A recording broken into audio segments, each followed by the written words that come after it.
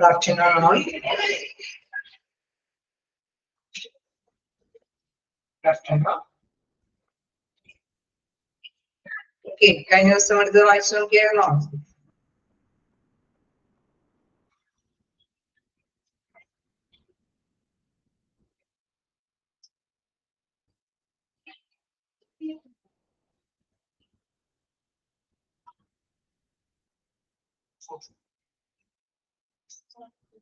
Okay, നമ്മള് എവിടെ വരെ നിർത്തിയത്?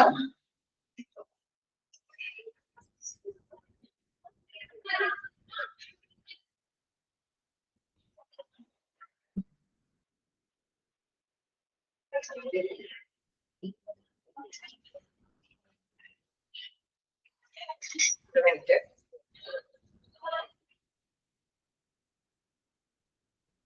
നിങ്ങൾക്ക് പ്രസന്റേഷൻ കാണാൻ പറ്റുന്നുണ്ടോ?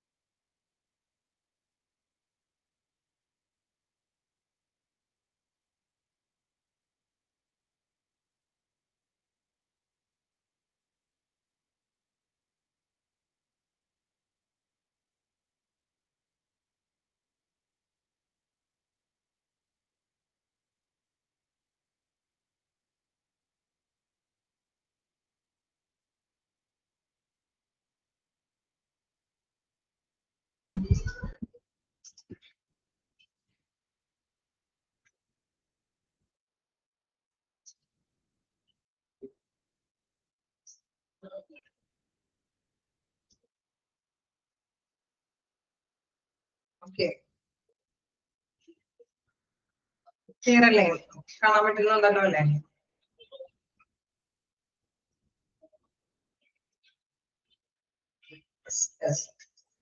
അപ്പൊ നമ്മള് കഴിഞ്ഞ ക്ലാസ് എടുത്തത് വായിച്ച് നോക്കിയായിരുന്നു. നമുക്ക് അതിന്റെ കണ്ടിന്യൂസ് എടുക്കാം. ഓക്കെ, എന്തെങ്കിലും ഡൗട്ടുകളുണ്ടോ?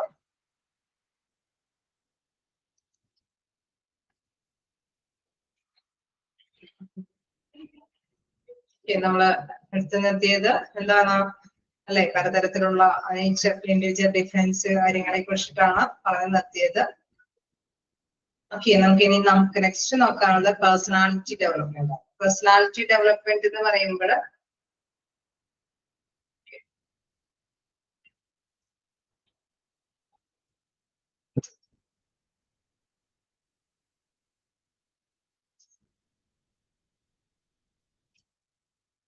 അല്ലെ, പേഴ്സണാലിറ്റി ഡെവലപ്മെന്റ് അല്ലേ എടുക്കേണ്ടത്? മെസ്സേജ് വന്നു പോയി.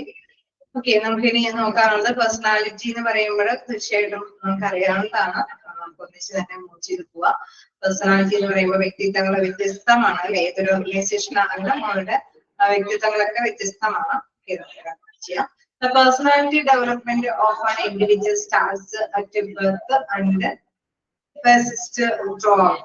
Okay, നമുക്കറിയാം ജനിക്കുമ്പോൾ തുടങ്ങി പേഴ്സണാലിറ്റി ഡെവലപ്പ് ചെയ്ത് വരും അല്ലെ? ഒരു കുഞ്ഞുകുട്ടി അവർക്ക് അല്ലെ ജനിതകമായിട്ട് കുറച്ച് ഘടകങ്ങളോടൊപ്പം തന്നെ നമുക്കറിയാം ജനിക്കുമ്പോൾ തുടങ്ങി അവൻ വളർന്നു വരികയാണ്. അവരുടെ പാരന്റ്സ് എൻവയോൺമെന്റൽ ആയിട്ടുള്ള എല്ലാ തരത്തിലുള്ള പ്രത്യേകതകളും അത് ക്യാച്ച് ചെയ്ത് അവൻ വളർന്നു വലുതായി വരും അല്ലെ? Three major types of factors play key roles in personality formation. They are determinants of stages and traits. Okay, 3 തരത്തിലുള്ള അല്ലെ പ്രധാനമായിട്ടും എന്താണ് പറയുന്നത്, ഈ roles in personality formation, determinants, stages and traits എന്നാണ് പറയുന്നത്. അതായത് നമുക്കറിയാം അവിടെ 3 കാര്യങ്ങളിലാണ് പ്രധാനമായിട്ടും അവൻ വികസിച്ചു വരുന്നത് അല്ലെ. നിർണായകമായിട്ടുള്ള കുറെ ഘടകങ്ങൾ അവൻ നേടിയെടുക്കുന്നുണ്ട്. ഘട്ടങ്ങളിലൂടെയാണ്, പല സ്റ്റേജസിലൂടെയാണ് അവൻ വലുതായി വരുന്നത്. അതോടൊപ്പം തന്നെ അവന്റെ സ്വഭാവത്തിലെ വേരിയേഷൻസ് അല്ലെ. നമ്മൾ ഓരോരുത്തരും അങ്ങനെ തന്നെയാണ്. നമ്മൾ എന്താണ് ജനിക്കുമ്പോൾ മുതൽ അല്ലെ അവിടെ പേഴ്സണാലിറ്റി ഡെവലപ്പ് ചെയ്ത് വരുന്നു. ഓരോ നിർണായക ഘട്ടങ്ങളിലൂടെ കടന്നു പോകുമ്പോൾ നമ്മുടെ വ്യക്തിത്വങ്ങൾ വികസിച്ചു പോകുന്നു. ഓരോ ഘട്ടമായിട്ട് തന്നെയാണ് അല്ലെ അവിടെ തീർച്ചയായിട്ടും നമ്മുടെ ഗ്രോത്തിനനുസരിച്ചിട്ടുള്ള വേരിയേഷൻസ് വരുന്നു. അതിനനുസരിച്ചിട്ട് അതേമാതിരി തന്നെ നമുക്കറിയാം സ്വഭാവത്തിലും വേരിയേഷൻസ് വരും. അപ്പൊ അതില് പറയുന്ന ഡിറ്റർമിനൻസ് അല്ലെ, അതൊക്കെ ജസ്റ്റ് ഒന്ന് നോട്ട് ചെയ്തേരെ. അതായത് 3 major types of factors like key roles in personality formation. Personality രൂപീകരണത്തില് പ്രധാനമായിട്ടുള്ള 3 റോളുകൾ അല്ലെ. അത് ഏതൊക്കെയാണ്? ഡിറ്റർമിനൻസും, സ്റ്റേജസ് ആൻഡ് ട്രേറ്റ്സ്. അതേപോലെ തന്നെ പേഴ്സണാലിറ്റി എപ്പോഴാണ് ഡെവലപ്പ് ചെയ്യുന്നത്? സ്റ്റാർട്സ് അറ്റ് ബർത്ത് അല്ലെ. അതിനുശേഷം അത് കണ്ടിന്യൂ ചെയ്ത് ഡെവലപ്പ് ചെയ്ത് പോവുകയാണ് അല്ലെ. സ്റ്റാർട്ട് ചെയ്യുന്നത് എപ്പോഴാണ്? ജനിക്കുമ്പോൾ മുതൽ പേഴ്സണാലിറ്റി ഡെവലപ്പ് ചെയ്ത് തുടങ്ങുകയാണ്. ഓക്കെ, അപ്പൊ 2 പോയിന്റ്സും ഓക്കെ അല്ലേ? നോട്ട് ചെയ്തില്ലേ? 1 പോയിന്റ്സ് ആണ്. നോട്ട് ചെയ്തില്ലേ? ഓക്കെ, നമുക്ക് ഇതിലേക്ക് നോക്കാം. ഡിറ്റർമിനൻസ് എന്ന് പറയുന്നത് the most widely studied determinants of personality are biological, social and cultural. പ്രധാനമായിട്ടും നമ്മൾ പഠിക്കുന്ന ഒരു അല്ലെ നിർണായക ഘടകങ്ങൾ എന്ന് പറയുന്നത് അതേപോലെ ജൈവികമായിട്ടുള്ള അല്ലെങ്കിൽ സോഷ്യൽ ആയിട്ടുള്ള അല്ലെങ്കിൽ സാംസ്കാരികമായിട്ടുള്ള ഘടകങ്ങളാണ്. Hereditary characteristics, example body shape and height, and social context എന്താണ് family and friends, then cultural context, religion and values. അപ്പൊ 3 കാര്യങ്ങൾ എന്ന് പറയുന്നത് ഇവിടെ തീർച്ചയായിട്ടും നമുക്കറിയാം.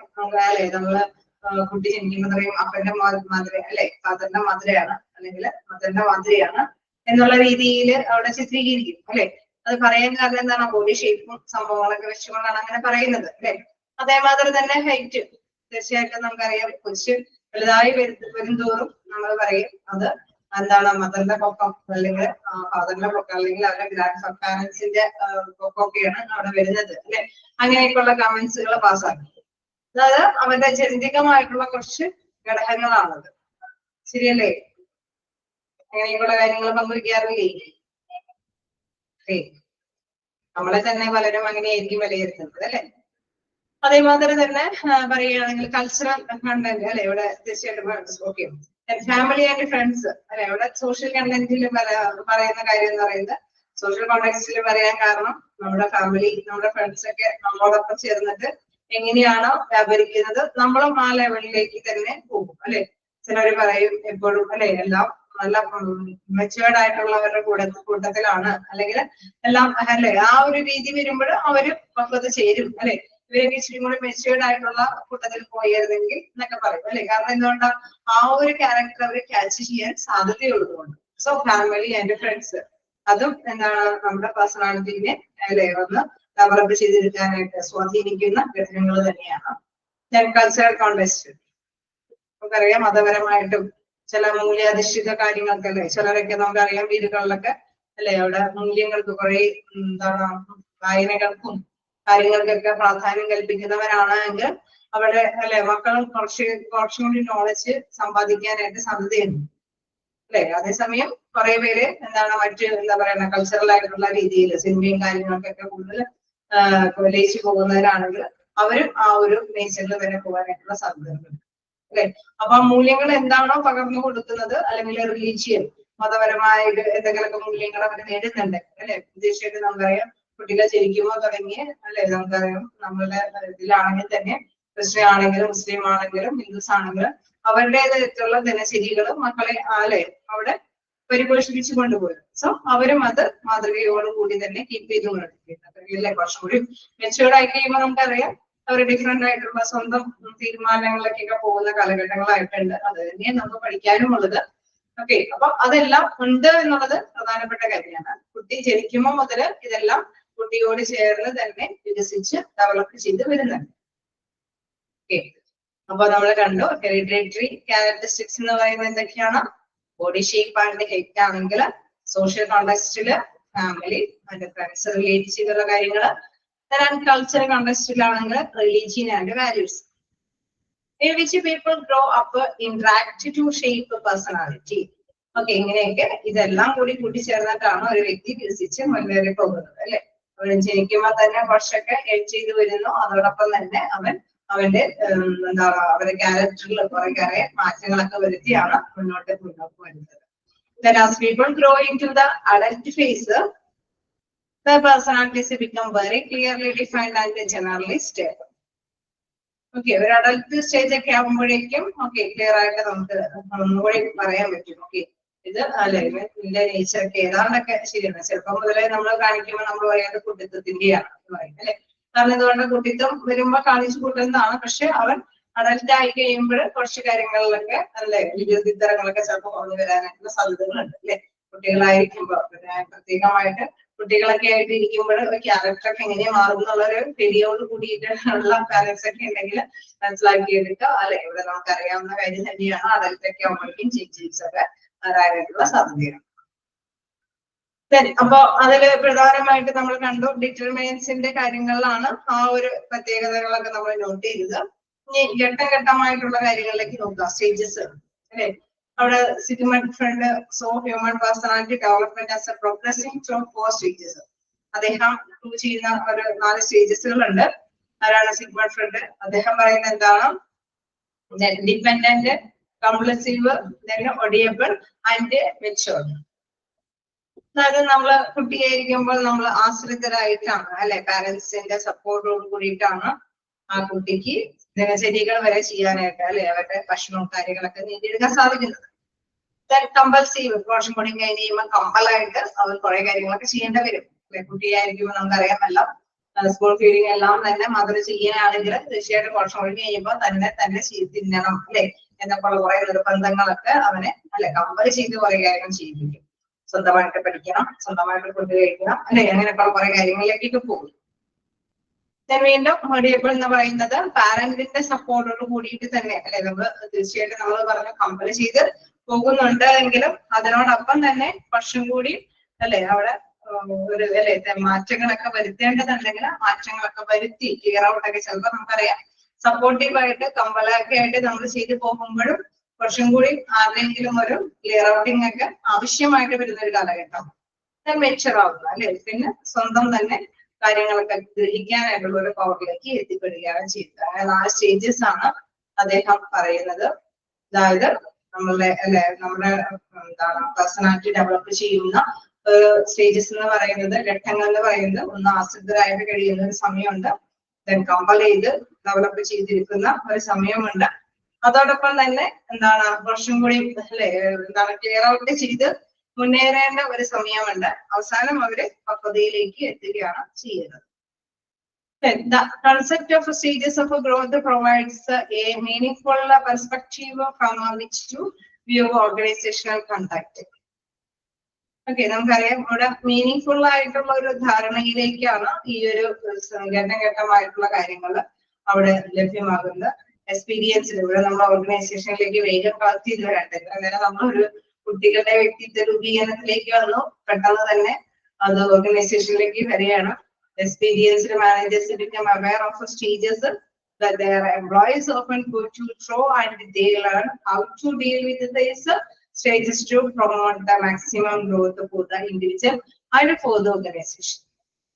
അതായത് ഒരു പേഴ്സണെ നമ്മുടെ ഓർഗനൈസേഷനിൽ അല്ലെങ്കിൽ ഒരു അല്ലെ ഇൻഡസ്ട്രിയിൽ എംപ്ലോയി ആയിട്ട് വരുമ്പോഴേ കേസ് ഹോസ്പിറ്റലിലാണെങ്കിൽ തീർച്ചയായിട്ടും മാനേജർ മനസ്സിലാക്കേണ്ട ഒരു കാര്യമാണ് 4 സ്റ്റേജുകളിലേക്കൂടെ അവരെ കടത്തി വിടണം അല്ലെ. അവരാദ്യം തന്നെ ആശ്രിതരായിട്ടുള്ള രീതിയിൽ എല്ലാം തന്നെ പറഞ്ഞ് മനസ്സിലാക്കി കൊടുക്കേണ്ടതുണ്ടാവും. അവരെ അവിടെ കുറച്ചും കൂടി കമ്പൽ ചെയ്ത് ഇങ്ങനെ കാര്യങ്ങളൊക്കെ ചെയ്യണമെന്ന് കമ്പൽഷൻ കൊടുക്കേണ്ടതുണ്ട്, ക്ലിയർ ഔട്ടൊക്കെ ചെയ്യേണ്ടതുണ്ട്. അവസാനം മെച്ചുറായിട്ട് അവര് സ്വന്തമായിട്ട് തന്നെ വർക്കൊക്കെ ഹാൻഡിൽ ചെയ്ത് പോകാനായിട്ടുള്ള പവർ കിട്ടുകയാണ് ചെയ്യുന്നത്. ഓക്കെ, ഓർഗനൈസേഷനിലാണെങ്കിലും അങ്ങനെ തന്നെയായിരിക്കും. നമുക്കറിയാം നമ്മള് ക്വാളിഫിക്കേഷൻ ഒക്കെ ആയിട്ട് ഒരു പുതിയ കമ്പനിയിൽ എവിടെയെങ്കിലും പ്രവേശിക്കുമ്പോൾ തീർച്ചയായിട്ടും അത്രയും നമുക്ക് അതുമായിട്ട് പൊരുത്തപ്പെട്ട് പോകാനായിട്ട് അവർ ട്രെയിനിങ് ഒക്കെ തരും. അതിനുശേഷം നമ്മളെ കൊണ്ട് ഇന്നത് ചെയ്യണമെന്ന് സ്വന്തമായിട്ട് ചെയ്യാനായിട്ടുള്ള ഒരു ഇതിലേക്ക് വരും. സ്വന്തമായിട്ട് ചെയ്യുമ്പോൾ എന്തെങ്കിലും കറക്ഷൻ കാര്യങ്ങളൊക്കെ ഉണ്ടെങ്കിൽ അത് വേറെ ഒക്കെ ചെയ്തു തരും. സോ നെക്സ്റ്റ് നമുക്കറിയാം മെച്ചുറായിട്ട് അവര് വർക്കിംഗിലേക്ക് വരുന്ന ആ ഒരു സ്റ്റേജിലൊക്കെയാണ് അപ്പോയിന്റ്മെന്റ്സും കാര്യങ്ങളൊക്കെ നമുക്ക് ലഭ്യമാക്കിയത്, ബെനിഫിറ്റ്സുകളൊക്കെ ലഭ്യമായി തുടങ്ങും. ഓക്കെ, ശരിയല്ലേ? ആണോ? എങ്ങനെയാവോ? എങ്ങനെയാണ് ഓർഗനൈസേഷനിലേക്ക് ബന്ധപ്പെട്ടെന്ന് മനസ്സിലായില്ലേ? ഓക്കെ. അപ്പൊ പേഴ്സണാലിറ്റി ഡെവലപ്മെന്റ് എന്ന് പറയുമ്പോൾ നമ്മൾ കണ്ടു എന്താണ് അവിടെ ഡിറ്റർമിനൻസും സ്റ്റേജസ് ആൻഡ് സ്റ്റേറ്റ്സിന്റെ കാര്യം നമ്മൾ പറഞ്ഞു. വീണ്ടും സ്വഭാവത്തിലേക്ക് വരികയാണ്. അപ്പൊ നമ്മൾ അത്യാവശ്യം ഓർഗനൈസേഷനിൽ മെച്ചുറായിട്ട് വർക്ക് ചെയ്യാനൊക്കെ ഇട്ട് തുടങ്ങുന്ന ഒരു സ്റ്റേജിലേക്ക് വരെ എത്തിയിട്ടു. സ്റ്റേറ്റിലേക്ക് വരുമ്പോൾ എന്താണ് അവിടെ എന്താണ് നമ്മുടെ പ്രധാനമായിട്ട് പറയുന്ന approaches to personality formation are also based on psychology. ഇവിടെ ഈ സ്വഭാവ രൂപീകരണത്തില് കുറച്ച് കാര്യം കൂടി നമ്മുടെ ഫോർമേഷൻ ആവശ്യമായിട്ട് വരുന്നുണ്ട്. അതായത് നമ്മുടെ വ്യക്തിത്വ വികസനത്തില് അത് പ്രധാനമായിട്ട് വരുന്നത് സൈക്കോളജിക്കൽ ആയിട്ടുള്ള ഘടകങ്ങളാണ്. According to some traits theories all people share a common traits. Okay, അവിടെ കുറച്ച് ട്രേറ്റ് തിയറീസ് സ്വഭാവവുമായി ബന്ധപ്പെട്ട തിയറീസിൽ പറയുന്നത് പീപ്പിൾസ് ഷെയർ കോമൺ ട്രേറ്റ്സ്, എല്ലാവർക്കും ഒരേപോലത്തെ സ്വഭാവങ്ങളുണ്ട്. Like the social, political, religion, and aesthetic preference, but each individual's disposition different from all others. Okay, അവിടെ നമ്മൾ പറഞ്ഞിരുന്നു എല്ലാവർക്കും കോമൺ ആയിട്ട് കുറെ കാര്യങ്ങളൊക്കെ ഉണ്ട് അല്ലെ, സാമൂഹികപരമായിട്ടും രാഷ്ട്രീയപരമായിട്ടും അതേപോലെ തന്നെ മതപരമായിട്ടും ഒക്കെയുള്ള കുറെ ആസ്പെക്റ്റുകളുണ്ട്. പക്ഷെ നമുക്കറിയാം ചില കാര്യങ്ങളിൽ ഒരു വ്യത്യസ്തത അവരെ പുലർത്തുന്നുണ്ട്. ഓക്കെ, അവിടെ തീർച്ചയായിട്ടും നമുക്കറിയാം അത് എന്താണ് ആ വ്യക്തിത്വങ്ങൾ എന്നുള്ളത് മനസ്സിലാക്കുക എന്നതാണ് പ്രധാനമായിട്ടും മാനേജ്മെന്റിന്റെ പ്രധാനപ്പെട്ട കാര്യം. അതായത് നമ്മൾ ഈ പറഞ്ഞ കാര്യങ്ങളൊക്കെ ഒക്കെയാണ്. അതായത് ഒരു തൊഴിലാളികളെ നമ്മൾ കണ്ടെത്തുന്നു, അവർക്ക് ട്രെയിനിങ് കൊടുക്കുന്നു, അവരുടെ സ്വന്തം ജോലി ചെയ്യാനായിട്ട് പ്രേരിപ്പിക്കുന്നു, ദെൻ അവർക്ക് കറക്ഷൻ നടപടികൾ കൊടുക്കുന്നു, ദെൻ അവരെ മെച്ചുവറായിട്ട് മുന്നോട്ട് പോകുന്നു. ദെൻ അതിനപ്പുറം നമുക്കറിയാം സൈക്കോളജിക്കൽ ആയിട്ടുള്ള കുറച്ച് ഘടകങ്ങളെ കുറിച്ചൊക്കെ പഠിക്കേണ്ടതുണ്ട്. അത് ഓരോ ഇൻഡിവിജ്വലിനെയും മനസ്സിലാക്കി പഠിച്ചു കഴിഞ്ഞാൽ മാത്രമാണ് ഓർഗനൈസേഷന് ഗുണപരമായ രീതിയിൽ ആ ഇൻഡിവിജ്വലിനെ നിലനിർത്തി കൊണ്ടുപോകാനായിട്ട് സാധിക്കുകയുള്ളൂ.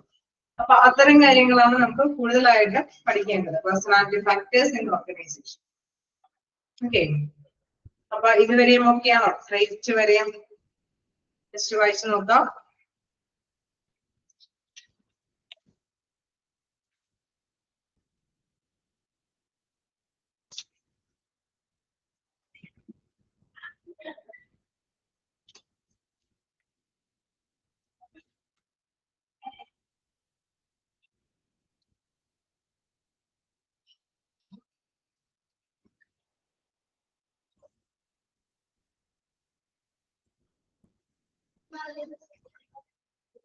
ചെറിയ ചെറിയ രീതിയിലൊക്കെ ഇതും വരാട്ടോ. All peoples share common traits like എന്തൊക്കെയാണ് കോമൺ ആയിട്ടുള്ള സ്വഭാവങ്ങൾ എന്ന് പറയുന്നത്? സോഷ്യൽ, പൊളിറ്റിക്കൽ, റിലീജിയൻ അല്ലെ, സിന്തറ്റിക് പ്രിഫറൻസുകളൊക്കെ കോമൺ ആയിട്ടുള്ള സ്വഭാവത്തിൽ വരുന്ന കാര്യങ്ങളൊക്കെയാണ്. ചെറിയ ചെറിയ കാര്യങ്ങളൊക്കെ മനസ്സിലാക്കി പോവുക. ഒരുപാട് ടഫായിട്ടുള്ള ക്വസ്റ്റ്യൻസ് ഒന്നും ഉണ്ടാവില്ല, വളരെ സിമ്പിൾ ആയിട്ടുള്ള കാര്യങ്ങളൊക്കെ ആയിരിക്കും.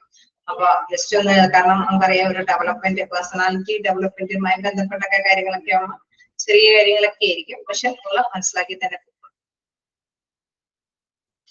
ആരാണ് നമ്മുടെ അല്ലെ എംപ്ലോയീസിന്റെ എല്ലാ കാര്യങ്ങളും മനസ്സിലാക്കി പോവേണ്ട ഒരു പേഴ്സൺ ആരായിരിക്കണം? എക്സ്പീരിയൻസ്ഡ് മാനേജേഴ്സിന് മാത്രമാണ് എല്ലാ കാര്യങ്ങളിനെ കുറിച്ചിട്ടും ഒരു നല്ല അവയർനെസ് ഉണ്ടാക്കി അവർക്ക് ലഭ്യമാക്കി കൊടുക്കാനായിട്ട് സാധിക്കുകയുള്ളൂ അല്ലെ.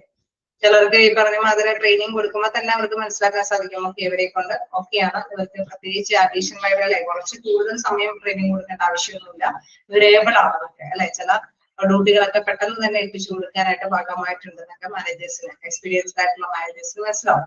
ശരിയല്ലേ? അപ്പൊ ആ ഒരു ജസ്റ്റ് പോയിന്റ്സ് ഒക്കെ ഒന്ന് നോട്ട് ചെയ്ത് പോവാം.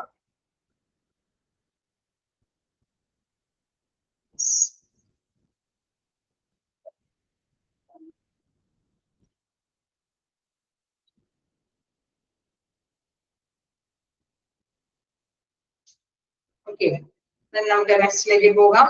എന്താണ് പേഴ്സണാലിറ്റി ഫാക്ടേഴ്സ് ഇൻ ഓർഗനൈസേഷൻ? ഓർഗനൈസേഷനിൽ വരുമ്പോഴേക്കും എന്താണ് ഈ വ്യക്തിത്വങ്ങളെ കുറിച്ചിട്ട് ശ്രദ്ധിക്കേണ്ട കുറെ കാര്യങ്ങൾ എന്തൊക്കെയാണെന്നുള്ളത് ജസ്റ്റ് നോക്കാം. Some of the important personality factors that decide what kind of behaviors are demonstrated at work included the following. നമ്മൾ നേരത്തെ പറഞ്ഞ മാതിരി ഇപ്പൊ ഓരോ വ്യക്തികളുടെയും ഗുണങ്ങളും കാര്യങ്ങളൊക്കെ നമ്മൾ മനസ്സിലാക്കേണ്ടതുണ്ട്. അപ്പോൾ ചില പ്രത്യേക വ്യക്തിത്വ ഘടകങ്ങൾ അത് നമ്മൾ പ്രകടിപ്പിക്കുന്നത് ഓക്കെ ആണോ, അല്ലെ അത് കൃത്യമായിട്ട് തന്നെ തിരിച്ചറിഞ്ഞിട്ടാണോ ആ വ്യക്തികളെ ഇന്ന ഡ്യൂട്ടികളിലേക്ക് എത്തിക്കുന്നത്, അല്ലെ ജോലി സ്ഥലത്ത് ഏത് തരത്തിലുള്ള പെരുമാറ്റമാണ് പ്രകടിപ്പിക്കേണ്ടതെന്ന് തീരുമാനിക്കുക, അല്ലെ അത് മനസ്സിലാക്കി എടുക്കുക എന്നത് പ്രധാനപ്പെട്ട കാര്യമാണ്. അതിൽ ഫസ്റ്റ് നമ്മൾ നോക്കുകയാണെങ്കിൽ നീഡ് പാറ്റേൺ. നമ്മൾ ഓരോ വ്യക്തിയും പഠിച്ചറിഞ്ഞിട്ട് അവരുടെ ക്വാളിഫിക്കേഷൻ നോക്കി അല്ലെങ്കിൽ അവര് ജസ്റ്റ് കാര്യങ്ങൾ നോക്കിയിട്ടല്ല അപ്പോയിന്റ്മെന്റ്സ് കൊടുക്കേണ്ടത്. കുറച്ചും കൂടി നല്ല വ്യക്തിത്വങ്ങളുടെ, അതായത് അവരൊക്കെ നമ്മൾ പറഞ്ഞ മാതിരിയുള്ള വ്യക്തിത്വങ്ങളല്ല, അതായത് ഗുഡ് പേഴ്സണാലിറ്റി എന്ന് പറയുമ്പോൾ ഓക്കെ എന്താ പറയുക നമ്മൾ ചോദിക്കുന്നതനുസരിച്ചിട്ട് മറുപടി പറയുക അങ്ങനെയൊക്കെയുള്ള കാര്യങ്ങളെക്കാൾ അപ്പുറം ഒരു ജോലിക്ക് അല്ലെ അനുയോജ്യമായിട്ടുള്ള പേഴ്സൺ ആണോ എന്ന് തിരിച്ചറിയാനായിട്ടുള്ള പ്രത്യേകമായിട്ടുള്ള ചെക്കിങ്. ഓക്കെ, അതാണ് ഇവിടെ കൂടുതലായിട്ടും ആ ഒരു പേഴ്സണാലിറ്റി ഫാക്ടേഴ്സിൽ പറയുന്നത്. ഒരു 7 കാര്യങ്ങൾ, ഇവിടെ 10 കാര്യങ്ങളാണ് ഇവിടെ കൃത്യമായിട്ട് പറയുന്നത്. നമുക്ക് നോക്കാം. Need patterns, locus of control, introversion and extroversion, tolerance for ambiguity, self esteem and self concept, എന്താണ് authorisation and dogmatism, risk propensity, Machiavellianism, type A and B, personalities, work ethic, orientation, need pattern.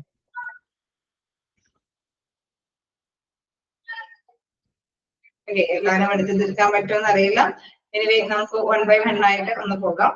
ഒന്നിച്ച് move ചെയ്യാനായിട്ട് ശ്രമിക്കുക. Okay, നല്ല പെട്ടെന്ന് catch ചെയ്യാൻ പറ്റുള്ളൂ. അപ്പൊ need പാറ്റേണിൽ എന്താണ് ആ വ്യക്തിത്വ സ്വഭാവങ്ങളെ തിരിച്ചറിയാൻ പറ്റുന്നത് എന്നുള്ള കാര്യം നോക്കാം. അതില് പറയുന്നത് എന്താണ്, CS ആൻഡ് ബ്രോൺസ്റ്റൈൻ അല്ലെ, അദ്ദേഹത്തിന്റെ അഭിപ്രായത്തിൽ ബ്രോൺസ്റ്റൈനറും CS അദ്ദേഹം എന്താണ് പറയുന്നത് 1976 ഡെവലപ്പ് ചെയ്തിരിക്കുന്ന കാര്യമാണ്. അതായത് 4 individuality needs that express themselves in the working settings. 4 individuality needs കാര്യങ്ങളാണ് ഒരു വ്യക്തിത്വങ്ങളെ, ഓരോ വ്യക്തികളുടെയും ആവശ്യഘടകമായിട്ടുള്ള കാര്യങ്ങളെ കുറിച്ചിട്ടാണ് ഇവിടെ ഈ ഒരു കാര്യത്തിലെ നീഡ് പാറ്റേൺ എന്ന രീതിയിൽ തന്നെ ഡെവലപ്പ് ചെയ്തിരിക്കുന്നത്. അത് ആരാണ് ഡെവലപ്പ് ചെയ്തിരിക്കുന്നത്? CS-ഉം ബ്രോൺസ്റ്റൈനും ആണ്. അപ്പൊ CS-ഉം ബ്രോൺസ്റ്റൈനും 1976 അത് ഡെവലപ്പ് ചെയ്തിരിക്കുന്നത്. ഇൻഡിവിജ്വാലിറ്റി നീഡ്സിന് നമ്മൾ പ്രാധാന്യത്തിന് അല്ലെ അവരുടെ ആവശ്യകതയെ എക്സ്പ്രസ് ചെയ്യുന്ന ഘടകങ്ങളാണ് ഇവിടെ പറയുന്നത്. The needs for achievement, affiliation, autonomy and dominance. പറയുന്ന 4 കാര്യങ്ങളിൽ ഒന്നാമതായിട്ട് പറയുന്നത് നീഡ്സ് ഫോർ അച്ചീവ്മെന്റ്, അതായത് നേട്ടങ്ങൾ നേടണം എന്നുള്ള ആവശ്യം. അഫിലിയേഷൻ എന്ന് പറയുമ്പോൾ നമുക്കറിയാം അംഗീകാരങ്ങൾ, ഏകാധിപത്യം, ഓട്ടോണമി അല്ലെ, ആധിപത്യം പുലർത്തണം അല്ലെ, അങ്ങനെ ഉള്ള ഒരു ആഗ്രഹം ഉണ്ടായിരിക്കാം. ഡൊമിനൻസ് അല്ലെ, അവിടെ എന്താണ് സ്വയംഭരണം, അതേമാതിരി തന്നെ ഡൊമിനൻസ് എന്ന് പറയുമ്പോൾ ആധിപത്യം. സ്വയംഭരണം എന്ന് പറഞ്ഞാൽ ഏകാധിപത്യം അല്ലെ, ഓട്ടോണമി എന്ന് പറയുന്നത് ഏകാധിപത്യം, സ്വയംഭരണം. ഡൊമിനൻസ് എന്ന് പറയുമ്പോൾ ആധിപത്യം പുലർത്തി മുന്നോട്ട് പോകും. ഒരു എംപ്ലോയിനെ നമ്മൾ കൺസിഡർ ചെയ്യാം, നമ്മുടെ ഇമാജിനേഷനിലേക്ക് കൊണ്ടുവന്ന് നമുക്ക് നോക്കാം. അതിൽ എന്താണ് ചില എംപ്ലോയീസിന് എന്താണ് അവർക്ക് നേട്ടങ്ങൾ നേടിയെടുക്കണം അല്ലെ, അങ്ങനെയുള്ള കാര്യങ്ങൾ തന്നെ. അതായത് എംപ്ലോയറിനൊപ്പം നിന്നുകൊണ്ട് പണിയെടുത്ത് എങ്ങനെയെങ്കിലും ആ അച്ചീവ്മെന്റ്സ്, ഓർഗനൈസേഷന്റെ ഗോൾ അച്ചീവ് ചെയ്ത് എടുക്കണം എന്നുള്ളതായിരിക്കാം. ചിലർക്ക് എന്താണ് ചില എംപ്ലോയീസിന് അംഗീകാരം കിട്ടണം. ഞാൻ എത്രയും പെട്ടെന്ന് നന്നായിട്ട് പെർഫോം ചെയ്തിട്ട് എനിക്ക് അംഗീകാരം കിട്ടണം എന്നൊക്കെയുള്ള ആഗ്രഹമുള്ളവരുണ്ടാവും. ദെൻ ഓട്ടോണമി എന്ന് പറയുമ്പോൾ ചിലർക്ക് എന്താണ് സ്വയംഭരണം. ഓക്കെ, എന്റെ ഡ്യൂട്ടി അല്ലെ എന്റെ ചേംബറിൽ ഞാൻ തന്നെ ഡ്യൂട്ടി ചെയ്തോളാം, അതിനപ്പുറം ആർക്കും ഇടപെടാനുള്ള അങ്ങനെ ഒരു നേച്ചർ കീപ്പ് ചെയ്യുന്ന വ്യക്തികളും ഉണ്ടാവാം. ആധിപത്യം, ഡൊമിനൻസ് എന്ന് പറയുന്നതും ആധിപത്യം പുലർത്തി മുന്നേറണം എന്ന ആഗ്രഹമുള്ളവരുണ്ടാവും. ഓക്കെ, ഒരു പേഴ്സണാലിറ്റി, ഒരു വ്യക്തികളുടെ വ്യത്യസ്തമായിട്ടുള്ള വ്യക്തിത്വ ഗുണങ്ങളാണ് ഇവിടെ പരാമർശിക്കുന്നത്. ക്ലിയർ ആയി പോകുന്നുണ്ടോ? ഓക്കെയാണോ? ചെയ്ത് പോകാൻ പറ്റുന്നുണ്ടോ? അപ്പോ അതില് നമുക്ക് നോക്കാം. ഓക്കെ, നമുക്ക് കണ്ടിന്യൂ ചെയ്യാം.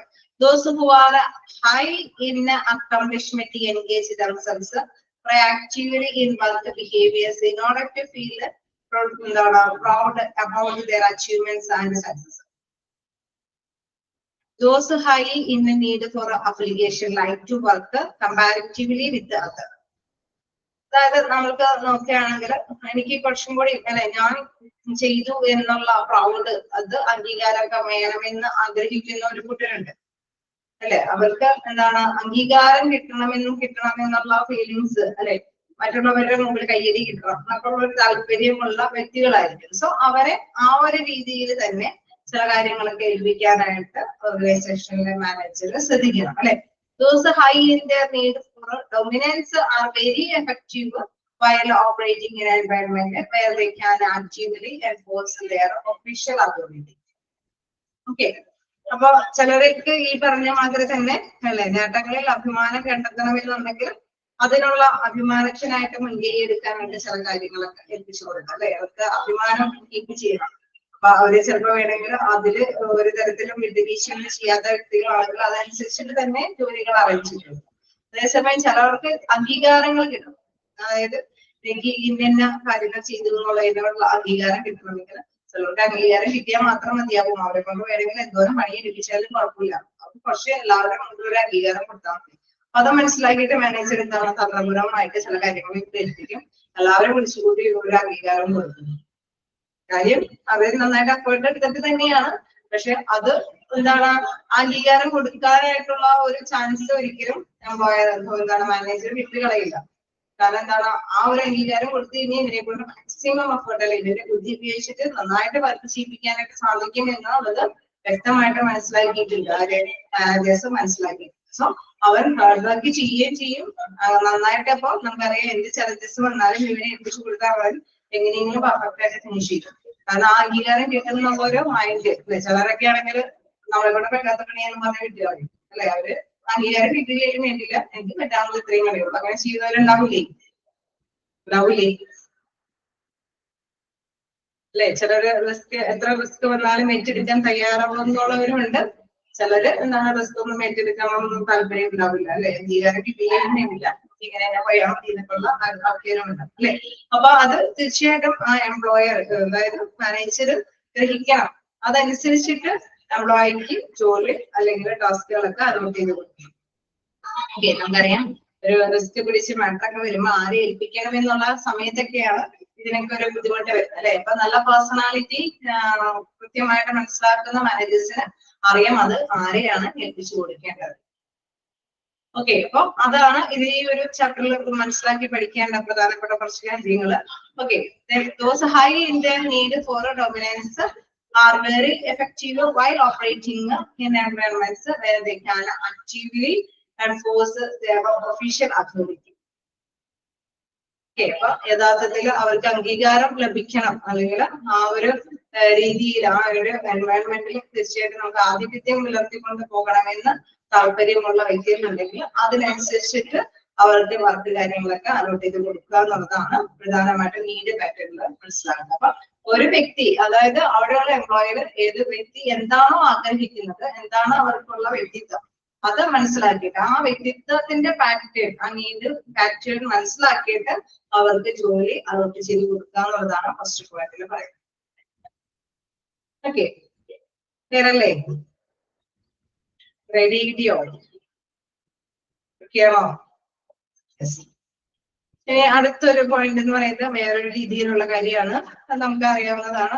ചിലരെ ഹാർഡ് വർക്ക് ചെയ്യാനായിട്ട് തയ്യാറാവും. കാരണം പ്രത്യേകിച്ച് പഠിക്കുന്ന കുട്ടികളൊക്കെ ആണെങ്കിൽ നമുക്കറിയാം നന്നായിട്ട് വർക്ക് ചെയ്ത് മാർക്ക് ചെയ്യുന്നവരുണ്ട്. ചിലരൊക്കെ എന്താണ് വർക്ക് ചെയ്താലും ചെയ്തില്ലേലും ചില അല്ലെ ഗുരുത്വമുണ്ട് എന്നൊക്കെ പറയില്ലേ, ചില ഭാഗ്യമുണ്ട്, ആ ഭാഗ്യം ഉണ്ടെങ്കിൽ എനിക്ക് കിട്ടുള്ളൂ, അങ്ങനെ മനസ്സിൽ വെച്ചുകൊണ്ട് പുലർത്തി കൊണ്ടുപോകുന്ന വ്യക്തികളൊക്കെ അല്ലെ. അതപ്പോ എത്ര പണിയെടുത്താലും കാര്യമൊന്നുമില്ല എന്നുള്ളൊരു മടിയന്മാരുടെ ലക്ഷണം കൂടിയാണ് അല്ലെ.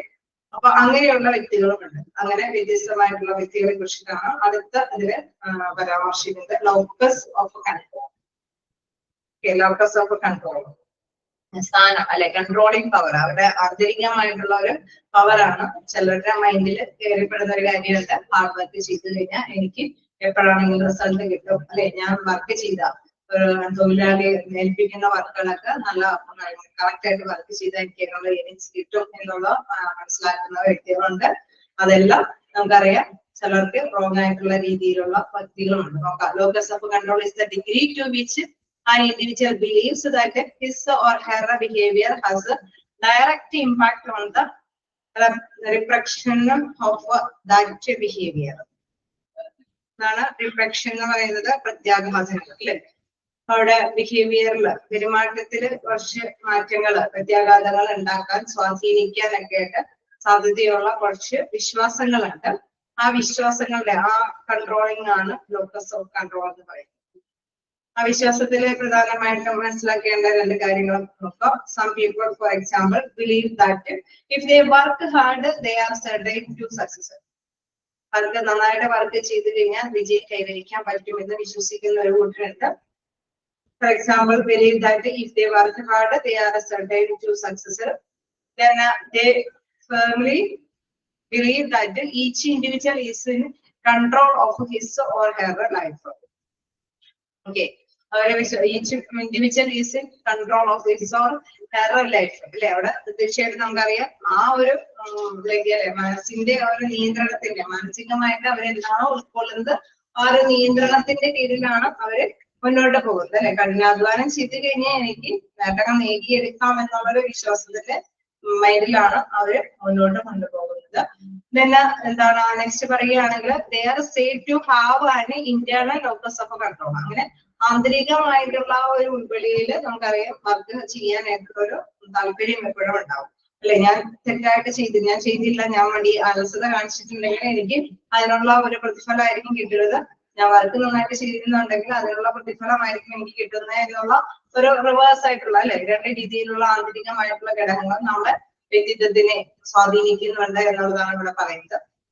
Then by contrast, some people think that what happens to them is a result of fate, chance, luck, or the behavior of the other people rather than lack of skills or work. Okay. അവിടെ മറ്റൊരു കൂട്ടം പറയുന്നത് എന്താണ്, അവിടെ തീർച്ചയായിട്ടും എന്താണ് ഈ പറഞ്ഞ ഹാർഡ് വർക്കിംഗ് ഒന്നും താല്പര്യമില്ലാത്തവരാണ് അല്ലെ. അവിടെ ഭാഗ്യശക്തികൾ ഉണ്ടെന്ന് വിശ്വസിക്കുന്ന ഒരു കൂട്ടരാണ്. അവര് ഭാഗ്യശക്തികൾ ഉണ്ടെന്ന് വിശ്വസിക്കുന്നവരുടെ വിശ്വാസത്തിൽ എന്താ പറയുന്നത്, നമുക്ക് ഭാഗ്യം ഉണ്ടെങ്കിൽ കിട്ടും അല്ലെ, നമുക്ക് ചാൻസ് ഉണ്ടെങ്കിൽ കിട്ടും. അങ്ങനെയുള്ള ഒരു രീതിയിലുള്ള മനോഭാവക്കാരാണ് മറ്റൊരു കൂട്ടർ എന്ന് പറയുന്നത്. ഒരു കൂട്ടർ എന്ന് പറയുന്നത് ഹാർഡ് വർക്ക് ചെയ്ത് കഴിഞ്ഞാൽ നമുക്ക് വിജയം നേടിയെടുക്കാൻ പറ്റുമെന്നുണ്ടെങ്കിൽ മറ്റൊരു കൂട്ടർ എന്ന് പറയുന്നത് ഭാഗ്യം ഉണ്ടെങ്കിൽ കിട്ടും എന്നുള്ള ആന്തരികമായിട്ടുള്ള ഒരു ഉൾപ്രേരണയുള്ള വ്യക്തിത്വങ്ങളാണ്. ഇവിടെ പറയുന്നത് എന്താണ്, rather than lack of skill or poor performances അല്ലെ. തീർച്ചയായിട്ടും നമുക്കറിയാം അവരുടെ പെർഫോമൻസുകളും വളരെ കുറവായിരിക്കും. കാരണം എത്ര വർക്ക് ചെയ്താലും എല്ലാവരും ഉദ്ദേശിക്കുന്നത് നമുക്ക് ഭാഗ്യമുണ്ടെങ്കിലല്ലേ കിട്ടുള്ളൂ. അങ്ങനെയുള്ള മനോഭാവക്കാരായിരിക്കും. അങ്ങനെയുള്ളവരെന്താണ് അത്രയും നന്നായിട്ട് എന്താണ് വർക്ക് ചെയ്യാനായിട്ടൊന്നും തയ്യാറാവില്ല അല്ലെ. Because these individuals think that force beyond their control dictate that happens to them. They are said to have an external locus of control. അതായത് ഭാഗ്യശക്തികളാണെന്നാണ് അവര് വിശ്വസിക്കുന്നത്. അതുകൊണ്ട് തന്നെ അവര് ഹാർഡ് വർക്ക് ചെയ്യാനായിട്ടൊന്നും ശ്രമിക്കില്ല. കാരണം എന്തെങ്കിലും ഒരു സാധ്യതകളിലെ ഒരു എന്താ പറയുക മറ്റൊരു ഭാഗ്യമൊക്കെ നമ്മുടെ കൂടെ ഉണ്ടെങ്കിലാണ് എനിക്ക് കാര്യങ്ങളൊക്കെ നേടിയെടുക്കാനായിട്ട് സാധിക്കുന്നത്. നമ്മളെത്ര വർക്ക് ചെയ്തിട്ടൊന്നും കാര്യമൊന്നുമില്ല, ഭാഗ്യം കൂടി നമുക്ക് വേണം എന്നുള്ള ഒരു മനോഭാവക്കാരാണ് ആര്, ഈ ഭാഗ്യശക്തിയിൽ ആശ്രയിക്കുന്ന വ്യക്തികൾ. Okay. Then as a personality attribute, the locus of a controller has a clear consequence for the organization. Organizationൽ ഈ രണ്ട് കോൺസിക്വൻസ് നമുക്കറിയാം വളരെ നല്ല രീതിയിൽ തന്നെ കൺട്രോൾ ചെയ്ത് നിലനിർത്തി കൊണ്ടുപോകേണ്ടതുണ്ട്. അതായത് for example individuals with an internal locus of control may have a comparatively strong desire to participate in the management.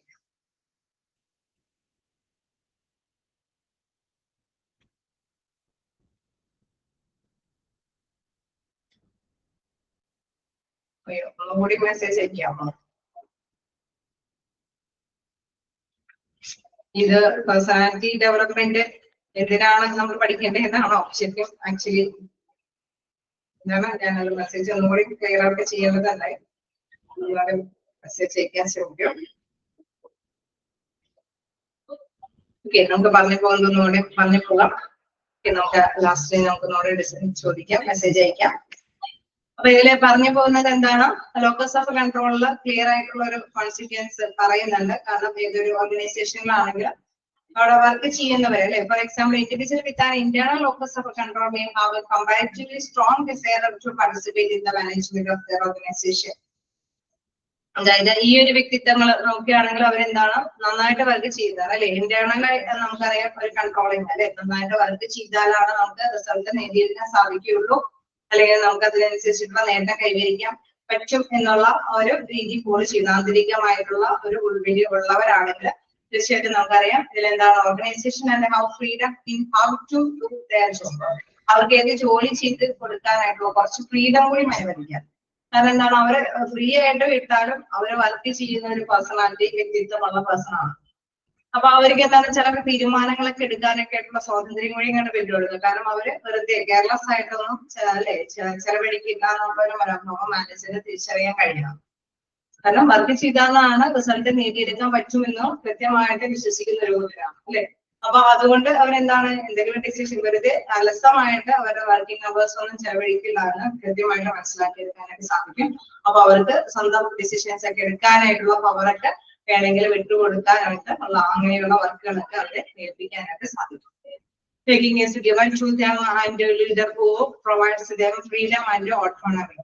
Case നോക്കുകയാണെങ്കിൽ ഇതാണ് അവർക്ക് ഫ്രീഡം ഒക്കെ കൊടുക്കുക അല്ലെ, സ്വന്തമായിട്ട് ഡിസിഷൻ എടുക്കാനായിട്ട് ലീഡറായിട്ടൊക്കെ മുന്നോട്ട് കൊണ്ടുപോയി കാര്യങ്ങളൊക്കെ ചെയ്തെടുക്കാനൊക്കെ ആയിട്ടുള്ള ഡിസിഷൻ പവറും കാര്യങ്ങളൊക്കെ അവർക്ക് ഏകാധിപത്യത്തോടു കൂടിയിട്ട് മുന്നോട്ട് പോകാനായിട്ടുള്ള പവറൊക്കെ അവർക്ക് ലഭ്യമാക്കി കൊടുക്കാം.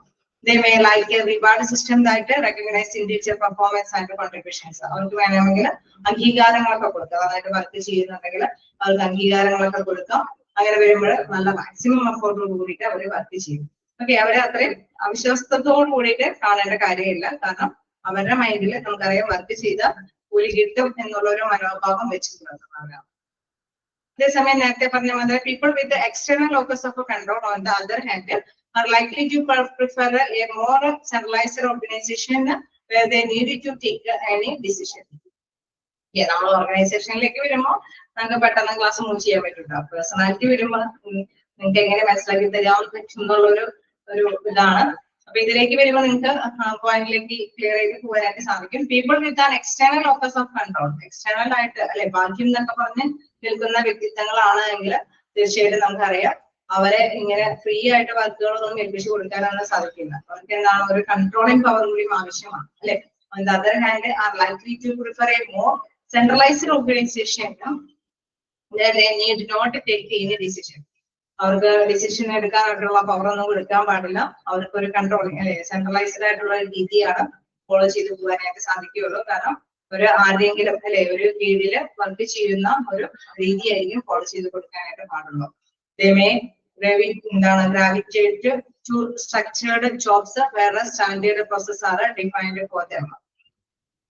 അതായത് ഇത്രയും വർക്ക് നിങ്ങൾ ഫിനിഷ് ചെയ്യണം എന്നൊക്കെ ഒരു സ്റ്റാൻഡേർഡൈസേഷൻ ഒക്കെ കൊടുത്തിട്ടാണ് അവരെ വർക്കുകൾ ഏൽപ്പിക്കാൻ പാടുള്ളൂ.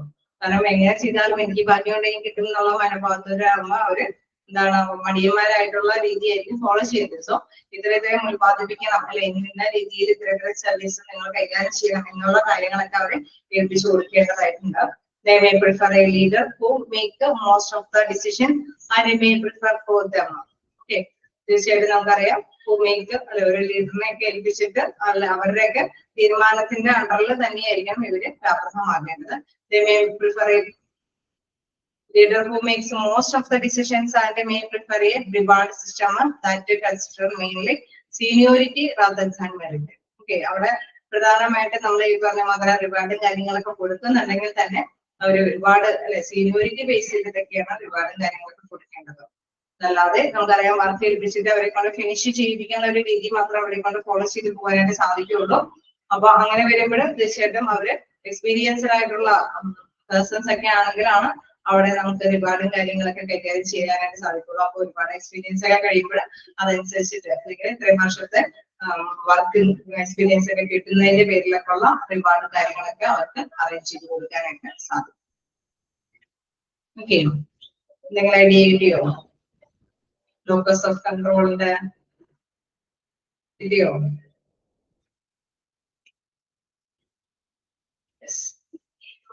ഒന്നുകൂടിയും പറയേണ്ടതുണ്ടോ?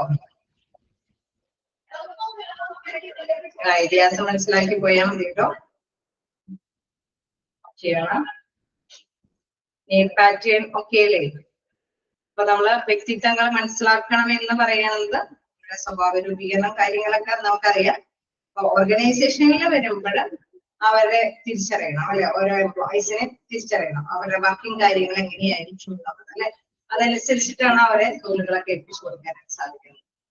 നീഡ് പാറ്റേൺ നമ്മൾ കണ്ടു, പല പല കാര്യങ്ങളാണ് അവിടെ അല്ലെ. ഏകാധിപത്യം പുലർത്തണമെന്ന് ആഗ്രഹിക്കുന്നവര്, അംഗീകാരം വേണമെന്ന് ആഗ്രഹിക്കുന്നവര്, ഓക്കെ, അവിടെ അതൊക്കെ അനുസരിച്ചിട്ട് ഓരോ കാര്യങ്ങളൊക്കെ വിട്ടുകൊടുക്കാം.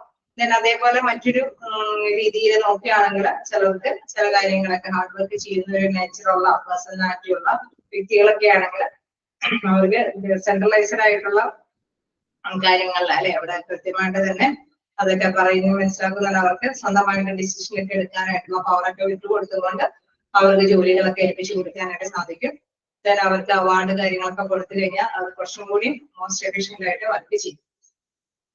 അതേപോലെ തന്നെ മറ്റൊരു കൂട്ടർ എന്ന് പറയുമ്പോൾ അതിന്റെ റിവേഴ്സ് ആയിട്ടുള്ള വ്യക്തികൾ അല്ലെ, അവര് തീർച്ചയായിട്ടും നമുക്കറിയാം ഡിസിഷനും കാര്യങ്ങളൊന്നും എടുക്കാനായിട്ട് ഉള്ള പവറൊന്നും അവർക്ക് ഹാൻഡിൽ ചെയ്ത് കൊടുക്കാൻ പറ്റില്ല. അവർക്ക് ആരെങ്കിലും ലീഡർഷിപ്പിന്റെ അണ്ടറിൽ വർക്ക് ചെയ്യാനായിട്ടുള്ള ഒരു രീതിയാണ് ഫോളോ ചെയ്ത് പോകേണ്ടത്. ദെൻ അവരുടെ എന്താണ് അവാർഡും കാര്യങ്ങളൊക്കെ കൊടുക്കുന്നുണ്ടെങ്കിൽ തന്നെ അവിടെ സീനിയോറിറ്റി ബേസ് ചെയ്തിട്ടാണ് അവാർഡും കാര്യങ്ങളൊക്കെ കൊടുക്കേണ്ടത്. ഓക്കെ അല്ലേ?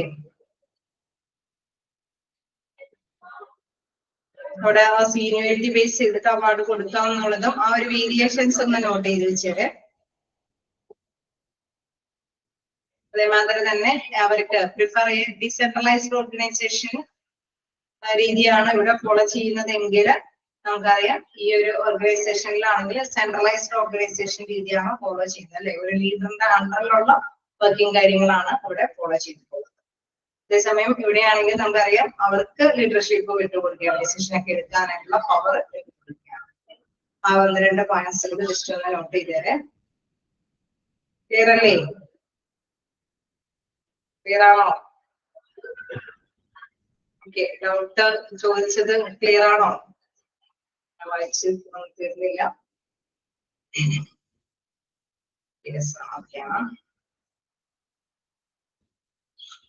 ഇതിന്റെയും എല്ലാത്തിന്റെയും ആ ഒരു ഐഡിയാസ് മനസ്സിലാക്കാം കേട്ടോ. നമ്മളുടെ ഓർഗനൈസേഷനിലേക്ക് വരുമ്പോൾ നമുക്ക് എന്താണ് കൃത്യമായിട്ട് വ്യക്തമായിട്ട് മനസ്സിലാക്കാൻ സാധിക്കും. അതേസമയം പേഴ്സണാലിറ്റി നമ്മള് സ്വയമേ മനസ്സിലാക്കി ഇരിക്കേണ്ടത് എപ്പോഴും ജസ്റ്റ് ഒന്ന് പറഞ്ഞു പോവുക.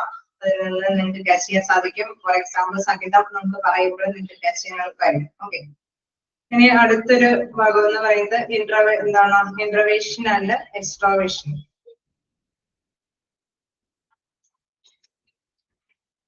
ചെയ്തു പോകാലോ?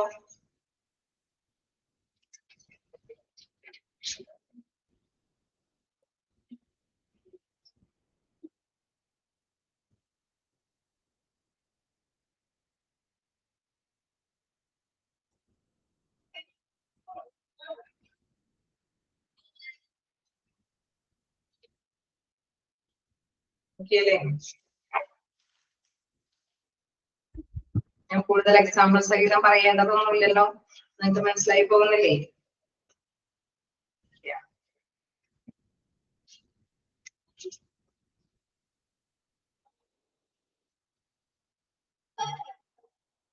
ഓക്കെ, നമുക്ക് നോക്കാം. ഇൻട്രവേഷൻ ആൻഡ് എക്സ്ട്രാവേഷൻസ് എന്ന് പറയുമ്പോൾ introversion is the tendency in individuals which directs them to turn inward and experience and process feelings, thought and ideas within themselves.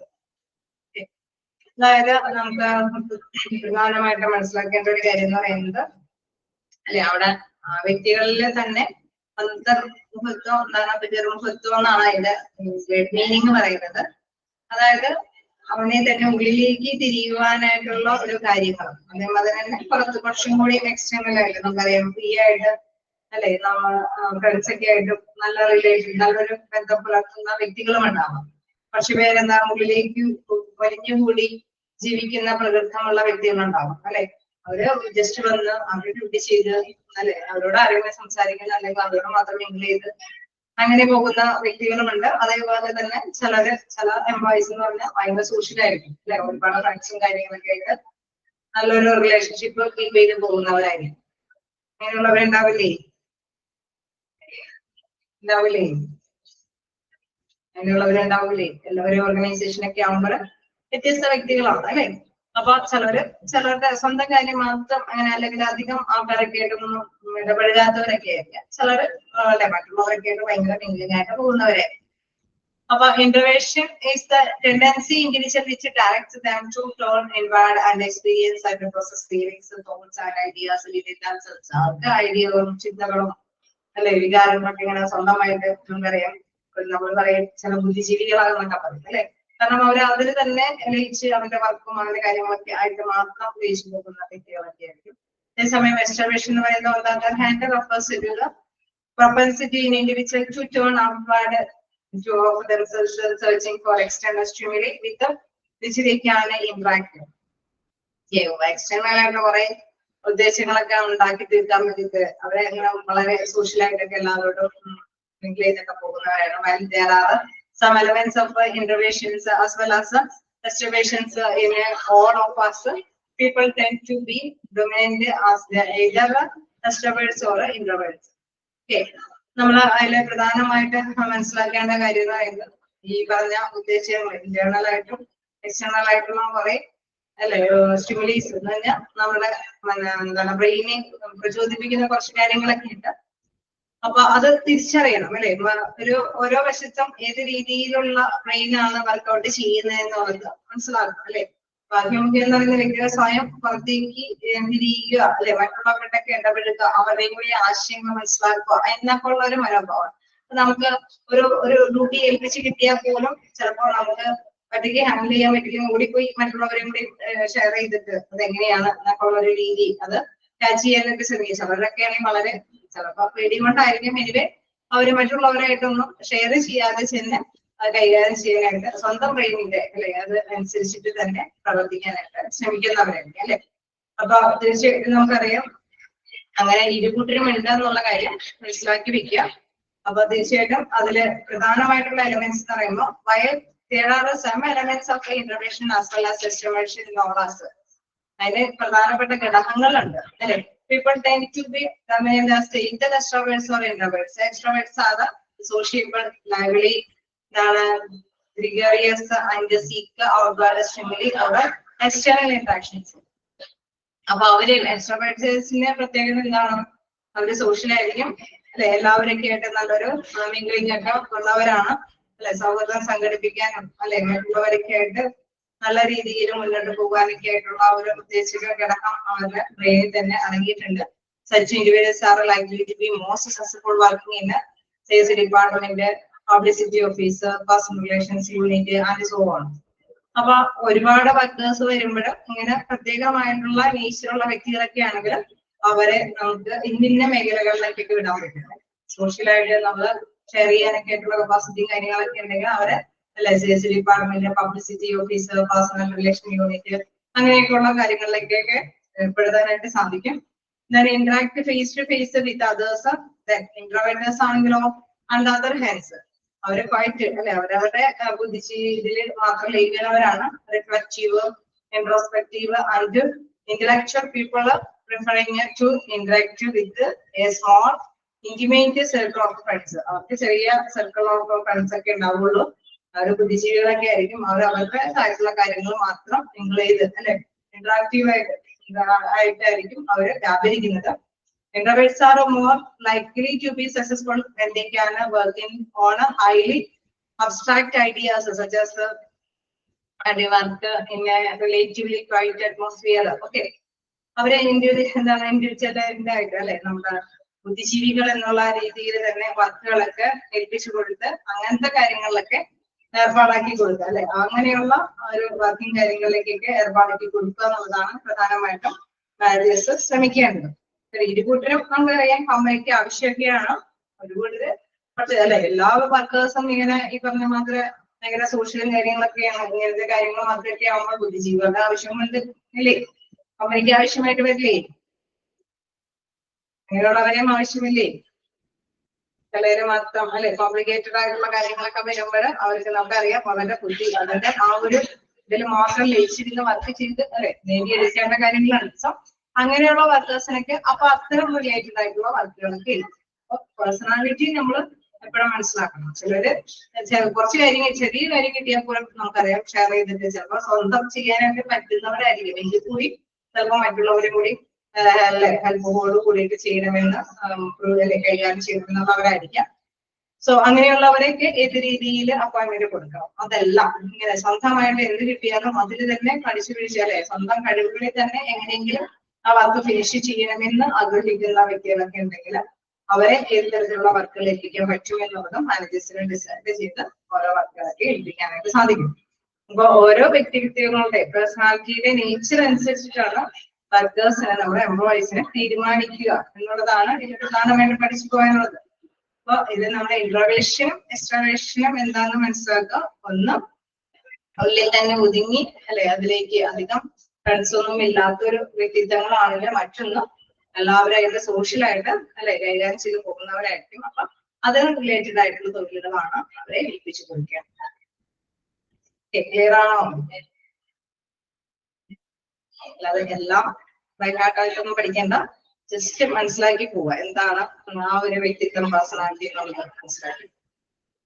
Okay, just വായിച്ചു കൊടുക്കുക. അല്ലാണ്ട് ഒന്നിച്ചെടുത്ത് പോരടിപ്പിക്കുന്നില്ല. ഞാൻ പറഞ്ഞായിരുന്നു നമുക്ക് എന്താ പറയാ ഈ ക്ലാസ് എന്തായാലും സമയമായിട്ടാ പെട്ടെന്ന് മൂവ് ചെയ്യാൻ പറ്റില്ല, രക്ഷ പോകാനായിട്ട് സാധിക്കുള്ളൂ. മാത്രമല്ല നിങ്ങൾ ഇന്ന് തന്നെ വായിച്ചു നോക്കി ഒന്ന് ഐഡിയാസ് ഒന്ന് ജസ്റ്റ് എവിടെയെങ്കിലും നോട്ട് ചെയ്ത് പോവുക. ഓക്കെ, എന്നാൽ മാത്രമാണ് അല്ലെ വായിച്ചു നോക്കുമ്പോൾ പെട്ടെന്ന് തന്നെ ക്യാച്ച് ചെയ്യാനായിട്ട് സാധിക്കുള്ളൂ. എന്തെങ്കിലും ഡൗട്ട് ഉണ്ടെങ്കിലും നമുക്ക് നെക്സ്റ്റ് ക്ലാസ്സിൽ അത് ഡിസ്കസ് ചെയ്യാം. ഓക്കെ, ക്ലിയർ അല്ലേ? ഇപ്പൊ ക്ലിയർ ചെയ്യാനായിട്ടുള്ള സൗകര്യമുണ്ട്. എന്തെങ്കിലും ഡൗട്ട് ഉണ്ടെങ്കിൽ ഇപ്പൊ ചോദിക്കാം.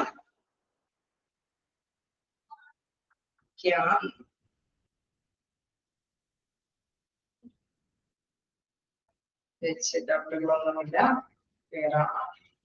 ഓക്കെ, അപ്പൊ നമുക്ക് നെക്സ്റ്റ് ക്ലാസ്സിൽ കാണാം. Thank you.